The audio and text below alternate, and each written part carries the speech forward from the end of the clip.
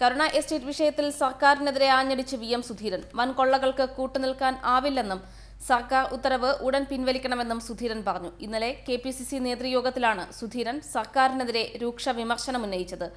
ന്യായമായ വിഷയങ്ങളിൽ പാർട്ടി സർക്കാരിനൊപ്പം നിൽക്കുമെന്നും കരുണ എസ്റ്റേറ്റ് വിഷയത്തിൽ AGയുടെ നിയമോപദേശം അംഗീകരിക്കാനാവില്ലെന്നും സുധീരൻ വ്യക്തമാക്കി. മെത്രാൻകായൽ കരുണ എസ്റ്റേറ്റ് വിഷയത്തിൽ സർക്കാരിനെതിരെ രൂക്ഷ വിമർശനവുമായി രംഗത്ത് വന്നിരിക്കുകയാണ് KPCC പ്രസിഡന്റ് വി എം സുധീരൻ. ഇന്നലെ നടന്ന KPCC ഭാരവാഹികളുടെ യോഗത്തിലാണ് വി എം സുധീരൻ സർക്കാരിനെതിരെ ആഞ്ഞടിച്ചത്. വൻ കൊള്ളയ്ക്ക് വഴിവെക്കുന്ന സർക്കാർ തീരുമാനങ്ങൾക്ക് പാർട്ടിക്ക് കൂട്ടുനിൽക്കാനാവില്ലെന്നാണ് സുധീരൻ പറഞ്ഞത്. കരുണ എസ്റ്റേറ്റ് വിഷയത്തിൽ എത്രയും പെട്ടെന്ന് ഉത്തരവ് റദ്ദാക്കി സർക്കാർ തെറ്റുതിരുത്തണമെന്നും സുധീരൻ കൂട്ടിച്ചേർത്തു. കരുണ എസ്റ്റേറ്റ് വിഷയത്തിൽ AGയുടെ നിയമോപദേശം അംഗീകരിക്കാനാവില്ലെന്നും സുധീരൻ പറഞ്ഞു. അടൂർ പ്രകാശിന്റെ സ്വന്തം ഭൂമിയിൽ താൻ കരമടച്ചാൽ മതിയാകുമോ എന്നും സുധീരൻ പരിഹസിച്ചു.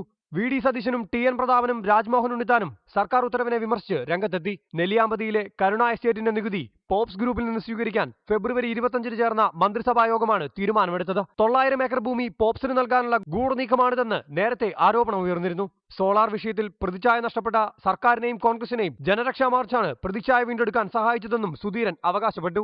അഴിമതിയുടെ അന്തരീക്ഷമാണ് എങ്ങും നിറഞ്ഞു നിൽക്കുന്നതെന്നും ഈ സ്ഥിതി തുടരാനാവില്ലെന്നും സുധീരൻ വ്യക്തമാക്കി. എന്നാൽ മുഖ്യമന്ത്രി ഉമ്മൻചാണ്ടിയുടെ അസാന്നിധ്യത്തിലായിരുന്നു സുധീരൻ സർക്കാരിനെതിരെ ആഞ്ഞടിച്ചത്. കേരളത്തിൽ തിരഞ്ഞെടുപ്പ് ചർച്ചകൾ സജീവമായ സാഹചര്യത്തിൽ സർക്കാരും സുധീരനും രണ്ടു തട്ടിലായതോടെ ആകാംക്ഷയുടെ ദിനങ്ങളാണ് കേരളത്തെ കാത്തിരിക്കുന്നത്. മെത്രാൻകായൽ കരുണ എസ്റ്റേറ്റ് വിഷയത്തിൽ സർക്കാരിനോട് കുരിശുയുദ്ധം പ്രഖ്യാപിച്ച വി എം സുധീരന്റെ നിലപാട് രാഷ്ട്രീയ കേരളം ചർച്ച ചെയ്യുമെന്ന് ഉറപ്പ്. റിപ്പോർട്ടർ, തിരുവനന്തപുരം.